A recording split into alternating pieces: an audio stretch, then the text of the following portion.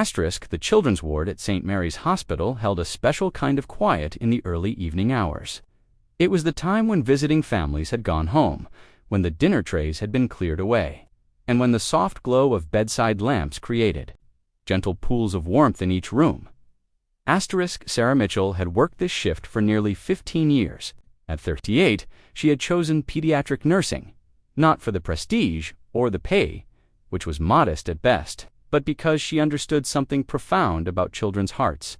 They needed more than medicine to heal. They needed someone to see them, truly see them, in their moments of fear and pain. Tonight. As Sarah made her rounds, she paused outside room 312, through the partially open door. She could see 8-year-old Emma Thompson lying still beneath her pale blue hospital blanket. The little girl's auburn hair spread across the pillow like autumn leaves, and her small hands clutched a worn hospital gown that had seen countless other young patients. Emma had been admitted 3 days ago with a severe respiratory infection that had left her weak and struggling to breathe. But it wasn't just her physical condition that concerned Sarah. The child had barely spoken since her arrival, responding only with small nods or shakes of her head. Her father, a tall man in expensive suits, who introduced himself simply as David, visited every evening after work, sitting quietly beside her bed, with worry etched deep in his features. Sarah knocked gently on the doorframe. "May I come in?" Emma, the little girl's eyes fluttered open, and she gave a barely perceptible nod. Sarah entered with her usual unhurried grace, checking the monitors and adjusting the blanket with practiced tenderness. "How are you feeling tonight, sweetheart?" Sarah asked, settling into the chair beside the bed. Emma's voice came out as barely a whisper, scared. The word hung in the air between them, honest and vulnerable. Sarah felt her heart constrict with familiar compassion.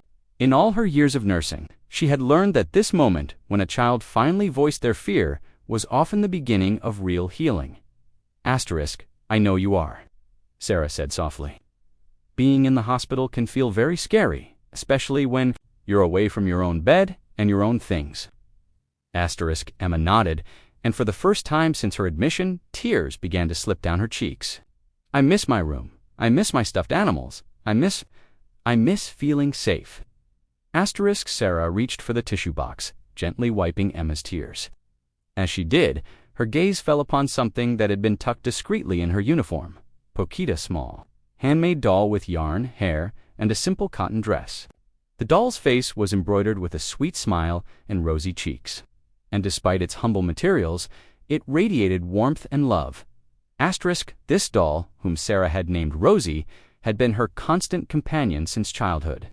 Her own mother, a seamstress, who worked long hours to make ends meet, had crafted Rosie from fabric scraps and filled her with rice and dried lavender. For comfort, her mother had said, "When I can't be there to hold you." Sarah had carried Rosie through her own difficult childhood, through nursing school when money was tight and doubt was abundant, and through the many lonely nights when she wondered if she was making a difference in the world. Even now, at 38, Rosie lived in Sarah's pocket during her shifts, a small reminder of her mother's love and her own capacity for nurturing others. Looking at Emma's tear-stained face, Sarah felt something shift in her heart. Without hesitation, she pulled Rosie from her pocket and held the doll gently in her hands. "Emma," she said quietly, "I'd like you to meet someone very special. This is Rosie." Emma's eyes widened slightly as she focused on the small doll. "She's beautiful," she whispered. "She's been my friend for a very long time," Sarah continued, her voice taking on the gentle rhythm of a bedtime story. "My mother made her for me when I was just about your age. Rosie has been with me through many difficult times. She's a very good listener, and she has a way of making the scary things feel a little less frightening." Emma reached out tentatively, her small fingers touching Rosie's yarn hair. "What does she do?" "Well," Sarah said with a small smile, "she keeps watch when you're sleeping. She holds all your worries, so you don't have to carry them alone. And she reminds you that even when you feel scared or lonely, you're surrounded by love."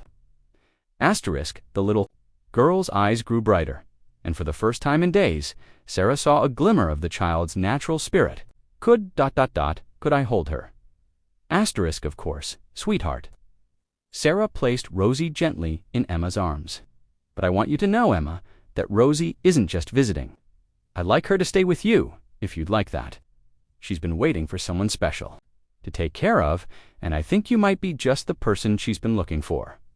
Asterisk, Emma's mouth opened in surprise. But she's yours. She's special to you. Asterisk, Sarah felt a warm certainty settle in her chest. Sometimes the most special things we have are meant to be shared with others. Rosie has given me so much comfort over the years, and now I think it's time for her to share that comfort with you. Asterisk, as Emma clutched Rosie close to her chest, Sarah watched the child's breathing seem to deepen and slow. The tension in her small shoulders began to ease, and the fear that had clouded her eyes since her arrival started to lift. Asterisk, thank you, Emma whispered, and for the first time since her admission, she smiled. Asterisk, the next morning, Sarah arrived for her shift to find Emma sitting up in bed, having breakfast, and chatting quietly with her father.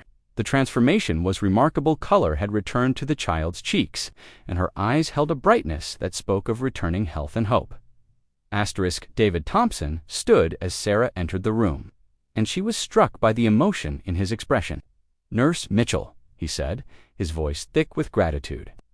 I don't know what you did yesterday, but Emma slept through the night for the first time since she's been here. She's been telling me all about Rosie and how she's not scared anymore. Asterisk, Sarah looked at Emma, who was indeed holding Rosie close while she ate her cereal. I'm so glad to hear that, Emma. How did you and Rosie get along?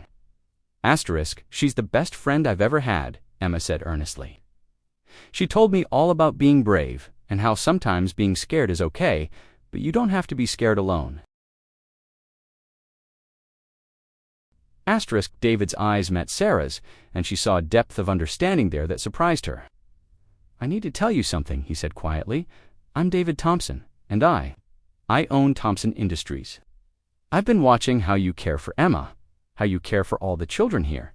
Yesterday, when you gave her your doll, I realized something about kindness that I'd forgotten in my business world. Asterisk, Sarah felt a flutter of surprise, but it was quickly replaced by something deeper. Mr. Thompson, I didn't know about your company, but it wouldn't have mattered. Emma is a beautiful child who needed comfort. That's all that mattered to me. Asterisk, that's exactly what I mean, David said, his voice filled with quiet awe. You saw her as simply a child who needed care, not as someone who could benefit your career or your circumstances.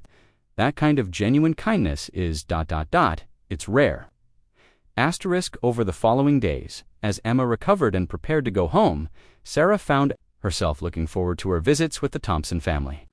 David often stayed late into the evening, and their conversations revealed a man who had been carrying his own burden of fear, the constant worry of raising a daughter alone, of providing for her material needs, while sometimes missing her emotional ones. Asterisk, had been so focused on building the company. On securing Emma's future, he confided one evening as they watched Emma play quietly with Rosie. I realized I was missing her present. I was missing the simple moments that matter most. Asterisk, Sarah nodded with understanding. We all get caught up in the doing sometimes and forget about the being. But you're here now, and that's what matters. Emma knows she's loved. Asterisk, on Emma's last day at the hospital, she hugged Sarah tightly. Rosie clutched firmly in her arms. I'll take really good care of her, she promised. Asterisk, I know you will, Sarah replied, feeling the bittersweetness of saying goodbye that every pediatric nurse knows well. And remember, whenever you feel scared or lonely, Rosie will be there to remind you that you're surrounded by love. Asterisk, as the months passed, Sarah often thought about Emma and wondered how she was doing. Then, one autumn afternoon, she received an unexpected visitor. David Thompson stood in the hospital lobby, holding a small, wrapped package. Asterisk, I hope you don't mind me coming by, he said, his voice carrying the same gentle respect she remembered. Emma wanted me to give you this. She's been working on it for weeks. Asterisk, Sarah opened the package carefully, and inside she found a small, hand-sewn doll with yarn hair and a simple cotton dress. The doll's face was embroidered with a sweet smile and rosy cheeks, clearly made with the loving imperfection that comes from a child's careful hands. Asterisk, she wanted you to have a new friend, David explained. She said that, since you gave her Rosie, you needed someone to keep you company too. She's been taking sewing lessons, and this is her first project. Asterisk, Sarah held the doll close, feeling the same comfort she had known with Rosie all those years ago. She's perfect, she whispered, tears gathering in her eyes. Asterisk, there's something else, David continued, his voice growing more serious. I've been thinking about what you said, about being present for the moments that matter. I've made some changes. In my life, stepped back from some of the business demands to spend more time with Emma. But I've also been thinking about how to honor the kindness you showed us. Asterisk, he paused, meeting her eyes directly. I'd like to establish a fund for the children's ward, to ensure that every child who comes through here has access to comfort items, books, toys, ... the things that help with healing beyond medicine. Like to call it the Rosie Fund, if you'd approve. Asterisk, Sarah felt her heart swell with emotion. I think that would be wonderful, Mr. Thompson. Rosie would be honored. Asterisk, David, he corrected gently. And there's one more thing. I was wondering if you'd consider having dinner with Emma and me sometime? As friends.